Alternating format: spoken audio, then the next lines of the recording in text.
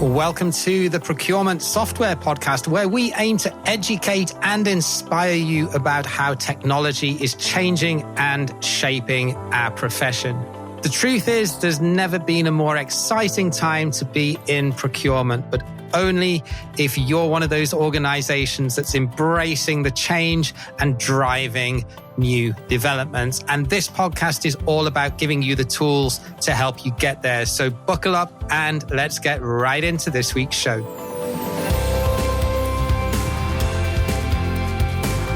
Yes, a very warm welcome to the Procurement Software Podcast. We are the official podcast of Procurement Software.site, where you can search, filter, and shortlist over 440 digital procurement solutions, all in one app, completely free of charge, in less time than it takes you to boil an egg. No need to pay 20 grand for analyst reports. We've got you covered in here. Today, we're actually going to talk about an interesting topic all around digital skills. And what are digital skills? It's a bit of a wishy-washy term. So we're going to dig into this with none other than someone who recruits for this all the time. My guest today is Andrew Daley, partner at specialist recruitment firm in the UK, EdburyDaley. Andrew, welcome to the show. Thank you, James. Appreciate the introduction and also the invitation to take part on a subject, is very close to my heart. Yeah, indeed. So you're a bit of a specialist recruitment agency in the sense that you do a lot of work hiring people to actually work for procurement tech companies rather than hiring in procurement professionals into traditional procurement roles. So just tell us a little bit about how that's different, first of all, and then we'll dive into what we were going to discuss. Yeah, that's an interesting question. So if I look at my own journey, I first started recruiting in what was purchasing in 1998. At that point, we were doing things like strategic sourcing and purchasing managers. And then around 2003, we actually helped Ariba hire their first person in the UK. And so we became aware of the power of technology in what became procurement. And we really pivoted to the procurement tech market around about 2009, 2010 as a full-time focus.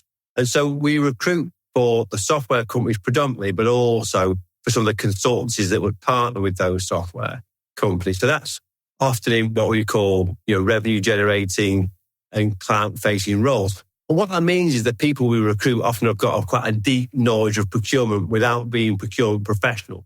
So they understand their audience. That's a very desirable quality a lot of people we put into our roles in both the software vendors and also into the consultancies that partner with them. But we also do some end user or in-house roles, if you will. But that's all focused on digital. So it's companies that are really using the sort of tools that are a big part of your world on a day-to-day basis. So your roles that focus on things like digital transformation or digital scouts to find solutions that solve problems. So it's all around that whole digital procurement world. And we're going to dig into what digital skills particularly are and really how transferable procurement skills are into the world of software, as well as looking into, are CPOs really aware of what they need to hire for? Are they really up to speed with what's out there and what skill sets do they need with their procurement professionals to enable them to leverage and get the best out of those apps? So we're going to cover all of that in this interview. But before we start, Andrew, I'm going to ask a standard question that I ask any guest that comes onto the show. And that is, if you were head of procurement in a greenfield role in a mid-market company, and let's say by way of a miracle, your CFO gets it and he's given you a budget to go out and spend on procurement tech, what would be the first app that you go out and buy? And I'm not looking for a name of a software. I'm just thinking, what type of tech would you go out and put in place first of all? That is a really, really good question because you're so spoiled for choice these days. I think I'd really start with a sourcing tool, a really advanced, sophisticated sourcing tool, because ultimately, what is procurement there to do? It's there to source and manage suppliers. So I'll be looking at how do we use technology to enhance our sourcing capability and find the right suppliers for our organization. Sourcing tool. Okay, interesting. I've not heard that one before, actually. But yeah, there's a reasonable business case to say that for sure. Okay, so let's start with, when we were talking about potentially you coming on the show, you shared an example with me. You've done a few speaking gigs on the circuit, and you were sharing the example with me where you'd done a presentation at a recent conference and you'd asked for a show of hands around digital skills.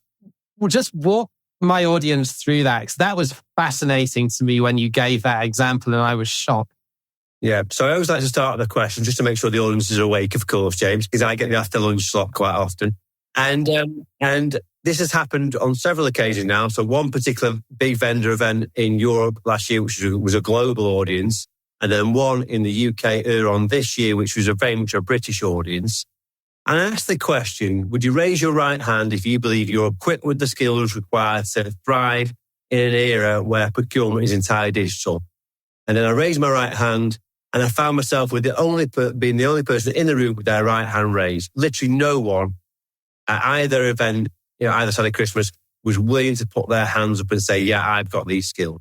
I also asked that same question on an online event for a big corporate client earlier on this year in the States, and asked them for a percentage estimate, because of course they can't raise their right hands, it's online. I asked them for a percentage estimate. We got one of 60%. No one else went over 30%. Wow. And I'm guessing that audience would be reasonably senior, right? If they're going to conferences, they're going to be sort of senior category manager level and above, I suspect. Is that pretty much the demographic that was there? It was a senior audience. It was a leadership audience in the States. And honestly, when I looked down the list of delegates, I felt like I really need to be on my A game that day with the quality of the individuals who were present. And yeah, I was somewhat taken aback by the lack of sort of confidence, shall we say, of people in those skills. So digital skills is a bit of a catch-all term. It can really mean anything from, if we look back just even 5 years ago, if a procurement job description said good digital skills, it would often just mean that you were pretty nifty in Microsoft Office and you knew how to use SAP's materials management module. Whereas now it could mean anything right the way through to being able to code in Python and build bespoke apps in-house. So let's try to break it down. In your eyes as a recruiter who has a lot of conversations with procurement tech companies and, as you said, consultancies that implement those solutions, well, what would you define it as nowadays, looking at today's landscape? So as a very simple headline definition, James, I would say digital procurement skills are the skills required to use these advanced technologies that are now available to us in a sophisticated fashion to get the best from these solutions. So how good is your digital literacy, if you will, your ability to navigate your way around the digital world? And that's different from the next level on, in my eyes, which is technological proficiency, which is more of a deep specialism in a particular area. That might be sourcing, it might be risk management, it might be spend analytics. So to me, it's that ability to use these solutions effectively in the modern era. That's how I think of that sort of umbrella term, if you will. Got it. So it's really having the technical skills and the mindset to be able to understand what they're all about, rather than having specific certifications from, say, SAP or Cooper in that field. Well, of course, yeah. I mean, I've looked at two separate things. So the mindset is one thing. I'll come back to that in a moment. But yeah, the sort of certifications, if you will, on SAP or Cooper, of course, that's where people have the benefit and the luxury of formal training courses to give them the capability. And of course, that then gives them a technological proficiency in a particular module or a particular suite or a particular product. The mentality is a whole different thing, really. That's about the curiosity required to want to get better at your job, to experiment with what these tools can do, to look at where you can drive additional value. And that's a very important part of the equation, that mindset of curiosity, and also, I would argue, a passion for self-improvement. Yeah, and the reason I asked you that is because if you're coming from a practitioner role, especially in an organization that's not very digitally mature, it's very unlikely that you're going to be a lead user in something like Cooper or Ariba. Whereas if you've got a background in consultancy, there's a much bigger chance that you probably do have. So that's really why I was curious to quantify that, because we may have people listening to this that are perhaps looking for a career change and coming out of frontline procurement and looking at perhaps working for a consultancy or even a software firm. And I think it's always good to be able to put a bit of a more finite definition around that. Okay, so you often don't know what you don't know when you're going back to your, raise your right hand question. Do you think that we're just in a situation of ignorance is bliss and CPOs are just burying their head in the sand now, hoping this is going to go away and it's just the latest fad? It feels like that sometimes. I think in fairness to the procurement leadership community, particularly in probably this first half of this decade, there's been an awful lot of other pressures on procurement and supply chain professionals to deliver in, should we say, very risky times. Of course, we've had COVID, we've faced some very challenging economic headwinds in the past 18 months or so. So I think it's fair that procurement leaders have often had their minds elsewhere. But for those who are tech enthusiasts like yourself and myself and many of the people we both know, you sort of wonder sometimes, well, what are you waiting for? It's all there for you. At what point will you sort of get with the program and realize the potential to deliver so much more value for your organization?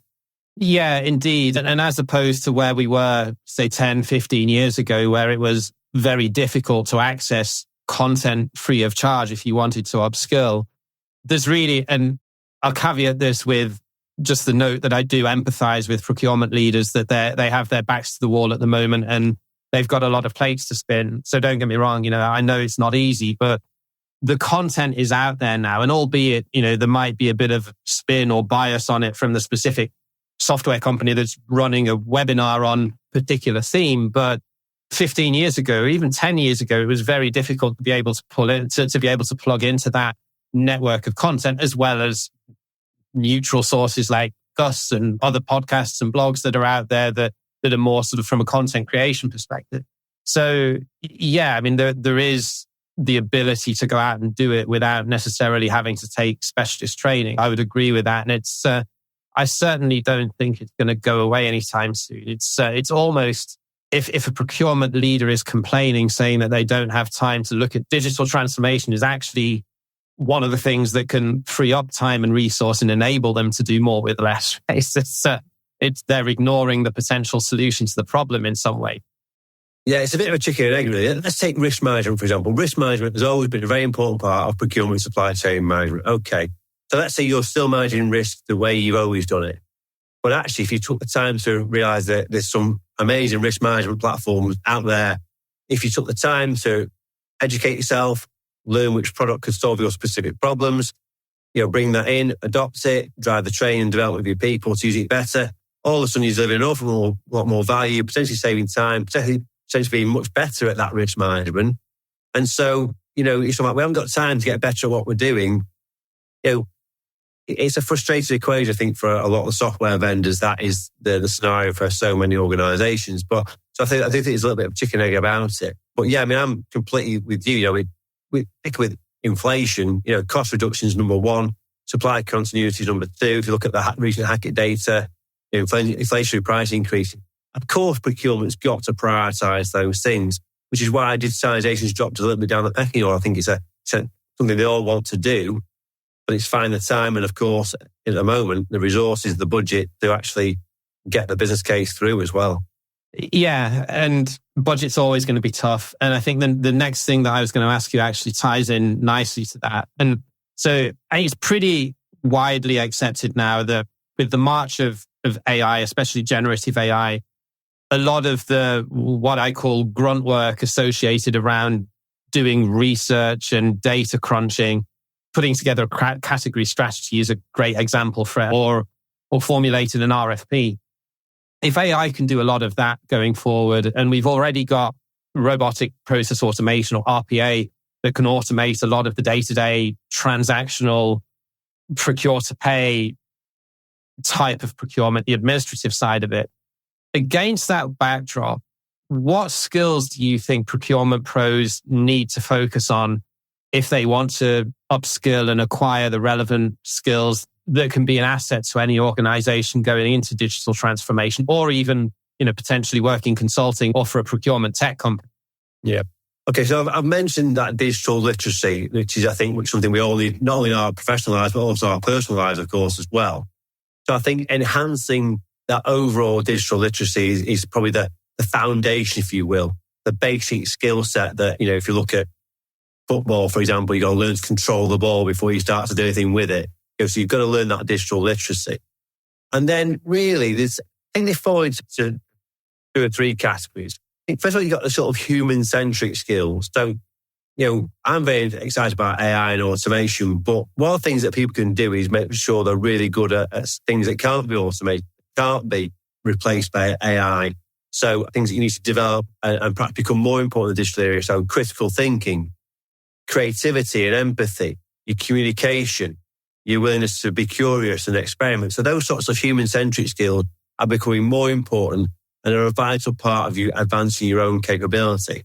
Then if you look at the actual digital skill, there's sort of two categories. There's some new things around. So I would put something like cyber security awareness into that, which, okay, that's been around for a while, but it's a relatively new skill in the grand scheme of things with the cloud. So many software solutions being in the cloud. So cyber security awareness, so much, sensitive data being held in the cloud. That's a very important skill, which is a relatively new thing. But then, so my earlier point about risk management or say supplier management, contract management, data analysis, these are all skills that have been an important and integral part of procurement for many, many years now. But I think the sort of emphasis has changed because now technology has changed the landscape in how you view those tasks. And you can do things differently and better and deliver more value. And so it's about almost modernizing your view of those skills and bringing them up to speed for the modern world now. So we used to manage risks this way, but now we do it that way because we've got these insights from this risk management platform, or we've got a sustainability initiative, and now we're starting to look at our data from ESG sort of platform. So there's been it's almost like an evolution of the original skills that have been around for a while into being fit for the modern era, if you get me. Does that make sense, James? Yeah, it does. So it's a mixture. It's a mixture of soft and hard skills in that you need the soft skills to be able to interpret what these digital platforms are giving you in terms of all of the different data and to be able to present that and influence stakeholders. But you also need the hard skills to be able to understand how can you use tech to be able to get you to your destination faster.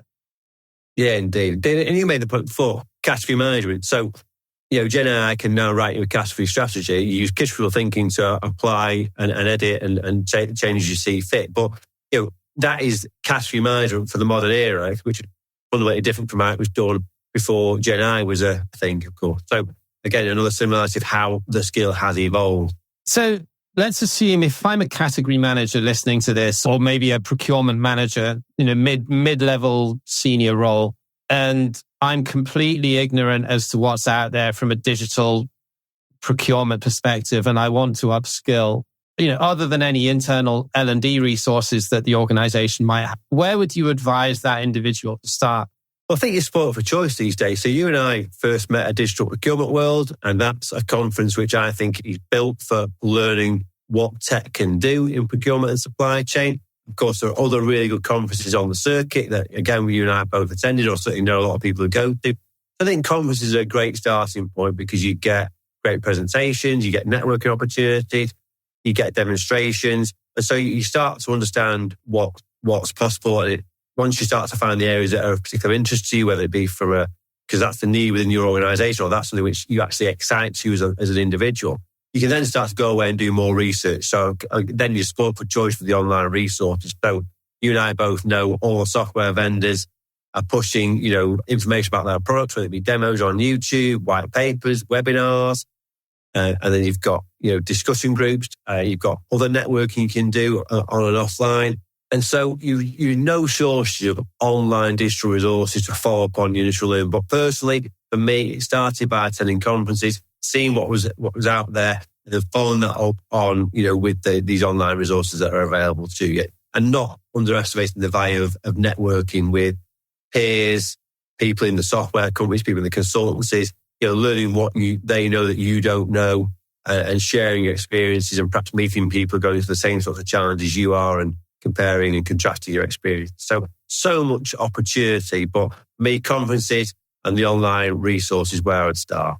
Yeah, and I often say conferences. I mean, I love going to conferences, and I think as a practitioner, back when I worked in corporate, I wish I'd have started going to them then. And I think looking at it, hindsight's always a wonderful thing, but even if it does cost you a couple of £1,000 or dollars to be able to, including the flights and the hotel to attend these events, I do think it's a genuine investment in your future, because not only are you protecting yourself against being in a role that could potentially be obsolescent, especially if you're in a more operational role, But to your point, I mean, yes, I would do a bit of homework first of all and read some blogs and go and attend a few webinars so as you're not going in there completely ignorant. But from a networking perspective, there's nothing better than being able to sit with a consultancy or with a tech vendor and have a beer or a glass of wine with them at the end of the event and just talk to them really informally when they're not trying to sales pitch you. And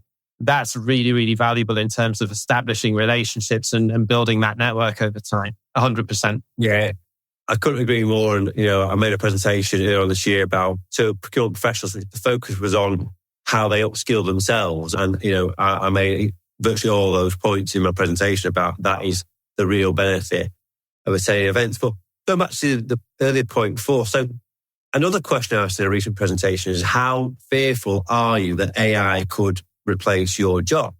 Because you and I have probably both seen presentations about that fear that exists. So the guy that spoke at DPW last year from the Michigan Institute of Technology, and he gave a great presentation about, Yossi Sheffi he was called. He gave a great presentation about the impacts of AI on jobs and gave loads of examples of what happened in previous industrial revolution and really sort of set people's minds at rest in some regard, but also made you realise that if you don't get on board with this whole initiative, you're going to have a bit of a problem. So don't allow it to pass you by. At my presentation in February, I asked people to raise their hand if they were scared, as I said. No one put their hand up then. And I thought, right, that is a real lack of recognition of how Gen AI is already changing jobs. Because there are a lot of people out there who know that it is a threat. So if no one feels comfortable putting their hands up, then they've not got any knowledge of what Gen AI can do, because they should know that their jobs are going to, at the very least, in a lot of cases, get changed, if not replaced.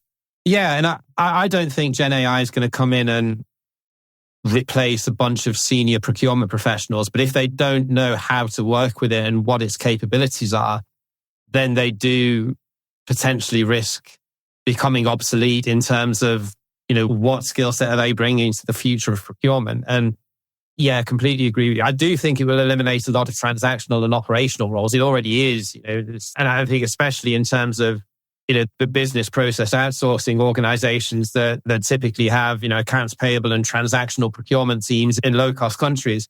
I think it's going to make them irrelevant, but they're going to have to really reconsider what their business model is, because you can automate a lot of those roles away. But yeah, I think when you get to the more knowledge worker type of role within procurement, I don't see those being eliminated. I do think there'll probably be fewer of them, and there'll be more technical roles to complement that.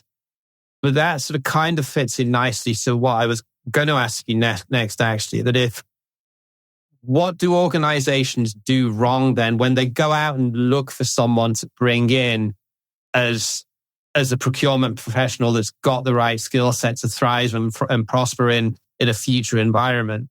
What are some of the mistakes that you see them making? Or what makes it harder for you as a recruiter to find the right person if you're working with them? I'm going to say something that might not be particularly popular with your audience now, James, but the whole preferred supplier list in recruitment is a fundamentally flawed model in the eyes of all the recruiters. Okay, so if you start with that sort of 3 to 5 agency preferred supplier list on relatively low fee rates, you're not incentivizing the best recruiters to actually go the extra mile for you and put the best talent in front of you. All good recruiters will gravitate towards ideally exclusive work where they've got the time and resources to go and find the very, very best people and assemble the best shortlist for a role. When you put a 3 to 5 agency PSL together, it just turns into a bum fight and you automatically sort of disincentivize the best recruit. So that is the fundamental problem. So that's where procurement talks about value and actually delivers cost. And that is something which is the bane of a lot of recruiters' lives, to be truthful. Where it's done better is when an organisation recognises the strategic value of making an absolutely critical appointment and is prepared to invest in going and find the best people in the marketplace. And that might be through your own internal talent team. That might be through an external recruiter. That might be through personal networks. But ultimately recognising the importance of a role and what it's going to deliver in the long term, and having a very clear plan as to what you want from that person, how they're going to be measured, what success looks like, and how you're going to evaluate that during the selection process. and then running a really best practice style recruitment process, which I won't go into in depth now. That's too long a sort of conversation for this particular platform. But, I'm sure there are good HR people and experienced leaders in most big organisations who get what good recruitment looks like. But it's about the sourcing, to use the procurement of the people. And the PSL model does not give recruiters the tools to do their jobs, go out and find the very, very best people. Whereas you go down the exclusive route with a trusted partner, you can really reap dividends. So in my case, I might say, I've got the entire digital procurement market mapped. I know where the best organisations are using technology, the early adopters, the leaders. I know who they all are, so I know where the best people are. And that's the value add that I can bring on that particular piece of work.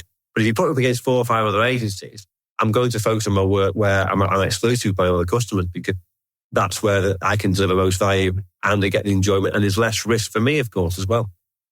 Yeah, I completely agree with that. And I kind of compare it a little bit to real estate agents. The only difference is once you've advertised the property, all you have to do is show people around it. Whereas if you recruit in procurement people, or any sort of professional employee, it's a constant activity, is to be able to search and find those candidates. And you're absolutely right. If you're competing against 3 other people, how incentivized are you going to be to do that if you know that they could pip you to the post? Especially if you're on a commission-only basis and you're not paid a monthly retainer, then even more so. I guess most of you are. I don't know your industry's business model in detail. Yeah, I completely agree with you. What about job descriptions? Do you think that job descriptions are 10 years out of date? Because I occasionally browse at what's been advertised on LinkedIn and think, Jesus, I'd hate to go and do that. Job descriptions are the home of copy and paste. So the problem is when you're a leader and you've got a significant sized, function to run, and you're facing cost pressures and all the other things we've talked about already, and recruitment, and you're down 1 or 2 key people, so resources are stretched, finding time to really put the required time and effort into recruitment to be successful is a very difficult thing to do. And so the easy thing to do for a lot of people is sort of do it a bit half-heartedly. And we see this a lot in a lot of organisations.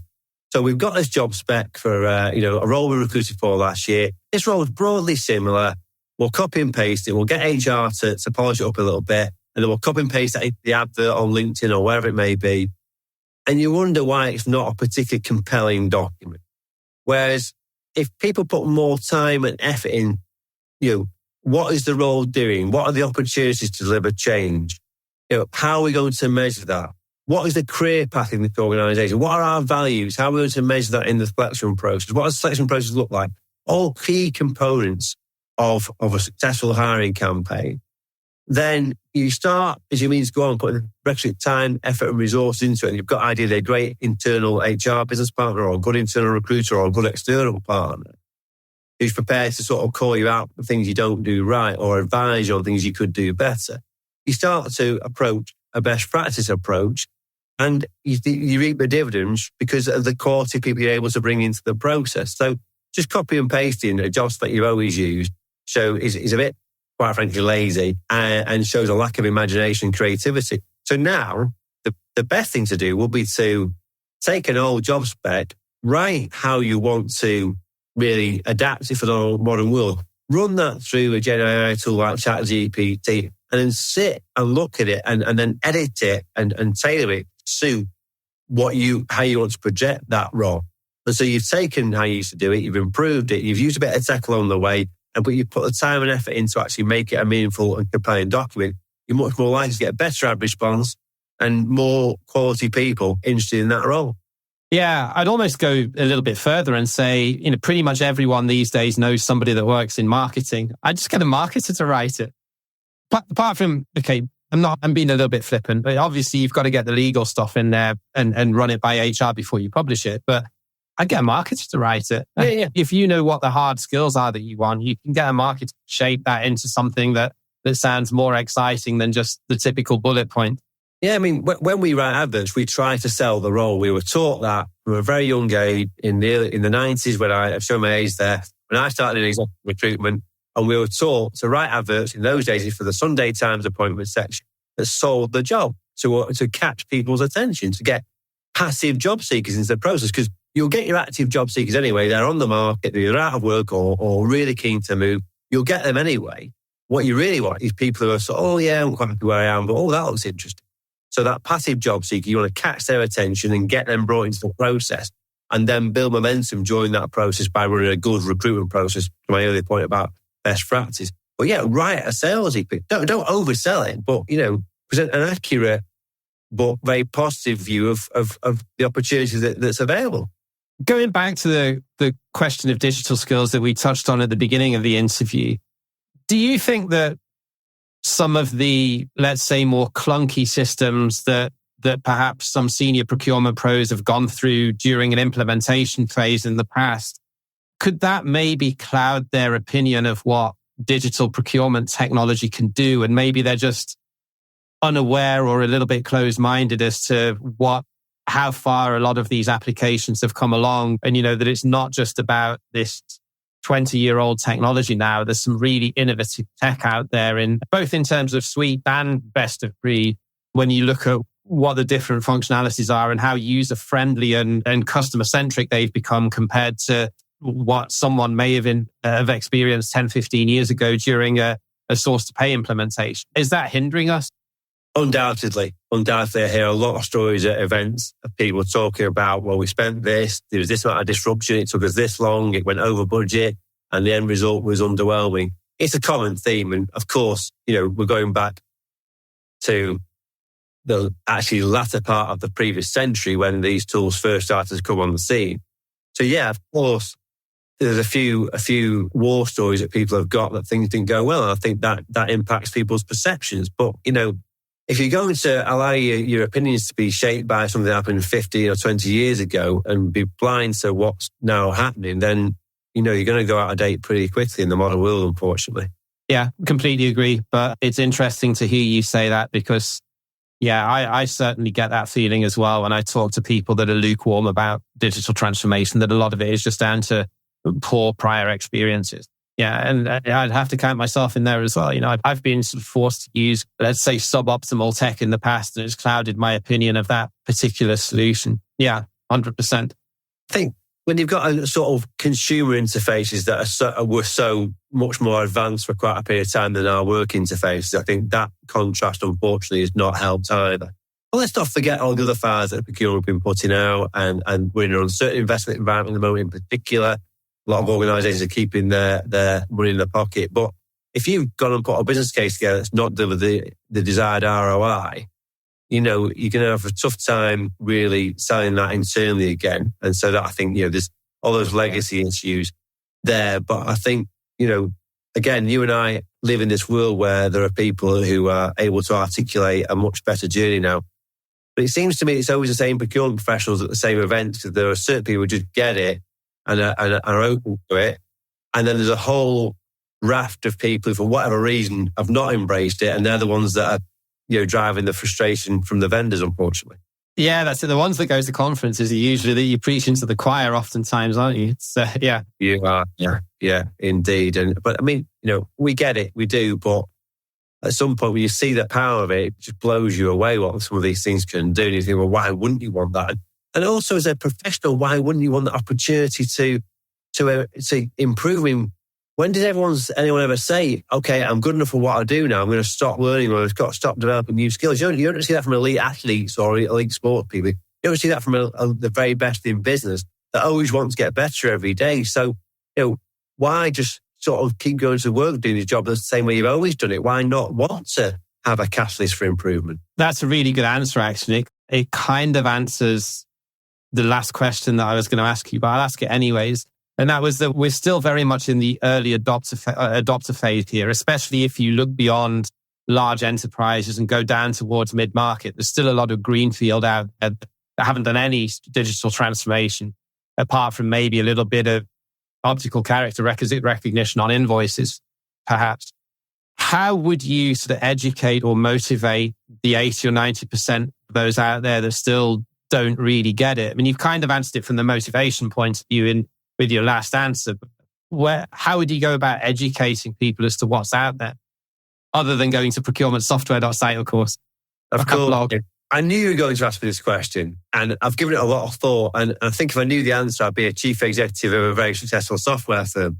And I have the same challenge myself, trying to convince people about how to be better at recruitment, or whether they should be hiring digital specialists into their in-house team or particular individuals in software or consultancy. I think it's very, very difficult if people don't want to open themselves up to the possibilities. If you don't want to spend time exploring what's out there, how can the software companies reach those people? And I've had this conversation with sales and marketing people from my customers in the software world, and I'm not sure I've got the answer, James. I'd love to be able to say to you, I've got the answer, but I suppose really at some point you've got to just keep knocking on the door until somebody's got a specific problem they know they need to solve, and they perhaps realise technology is part of the answer. And then when they're ready, take your opportunities to show them the value that has been derived from other meaningful case studies. I mean, that's what I like about the way presentations have gone now at events, that rather than just thinly veiled sales pitch, the best presentations are showing true value case study. I think you've got to just keep waiting until the time comes when people want to make that buying decision, and then you've got to have a compelling story to tell them as to how you can help solve the problems and the challenges they're facing. But until people are ready to listen, I'm not sure how you get them to embrace it. I think that is the big frustration for all those who are on the sell side, if you will.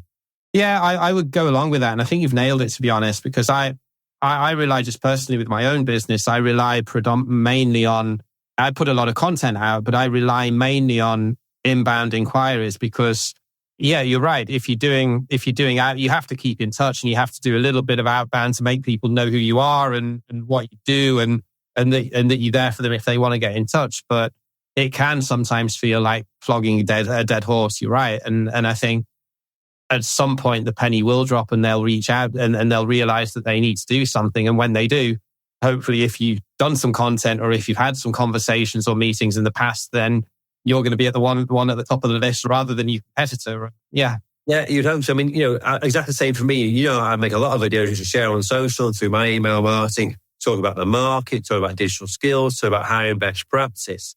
And I go to events and people that know me that I've helped hire or help them move jobs or have engaged with me in some professional capacity will say, "Oh, Andrew, lovely videos you put out there, great content." And I'll get odd people going to say, "You're that guy who does all the videos on LinkedIn, aren't you?" But the people who watch me watch a lot of my stuff, not all of it, obviously, but a lot of my stuff. But the rest of them are like, why don't you actually... I'm making content that's just trying to educate people about how they can be better at what they do in this world. And of course, it's frustrating that the same people watch almost all my videos, and there's a whole audience that, I'm just knocking on the door and nobody's answering. But, we've got to keep plugging away and hope that this pace of change accelerates as the economy starts to recover. We've got a lot of uncertainty around the moment, but I think we'll see some improvement in the second half of this year. We're all going to keep plugging away, and eventually the momentum will gather in the market. Of that, I remain very confident. Awesome. So I'm going to wrap this up now, Andrew. I'm just conscious of the time. For anyone that's listening to this, we're actually recording a double header. So we're going to have Andrew back on the show, and the second episode will publish a couple of months after this one. So normally we do a quick fire round at the end of each podcast where we ask a couple of personal questions to the guests to get to know them a little better. We're going to do that on the follow-up episode. So do keep an eye out for that and subscribe in your favorite podcast player if you want to catch the second round of the discussion with Andrew. The second podcast that we're going to do together is all around the topic of can procurement professionals transition into a career in procurement tech. So just to wrap this up, Andrew, if someone would like to get in touch or learn more about what you do, where's the best place that we should send them? So LinkedIn, I live on LinkedIn, so anyone can always get me, connect on there, send me a chat, or if you want to sort of engage with me without actually speaking to me to see if I can back up what I say, go to the EdburyDaley YouTube channel. We put all of our videos on there about all the things that we've been talking about today, James. So that's a good place to get a bit of intel on hiring skills, the market, etc. So there we go. Well, thank you. I really appreciate it, and obviously very much enjoyed talking to you on the subject. And we'll link all of those in the show notes. Thanks, Andrew, and we'll catch you again on the next episode. So that's it. Digital skills. What are they? How can you upskill? And what do CPOs or heads of procurement need to do to enable them to recruit and retain the right staff? Hope that's given you a few valuable insights. We often hear about war on talent, and I know certainly it's a tough market right now for candidates, with there being a lot of layoffs and the market being pretty flat. So hopefully both on the recruitment side and on the candidate side, that's given some food for thought in terms of what you can do to stay relevant in this space. Just a quick request before we sign off. There are a lot of procurement podcasts out there these days. We're very, very grateful that you've decided to listen to us.